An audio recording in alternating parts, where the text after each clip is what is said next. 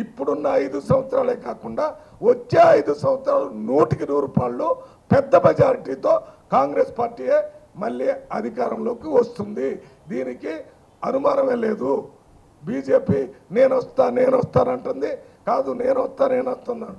కానీ రేపు వచ్చే ఎన్నికల్లో బీజేపీ బీఆర్ఎస్ రెండు కలిసి బీజేపీ బీఆర్ఎస్ టీడీపీ కూడా మహాకూటమి ఏర్పాటు చేసి ఈ ప్రజల ప్రభుత్వాన్ని కూలగొట్టడానికి ప్రయత్నం చేస్తారు.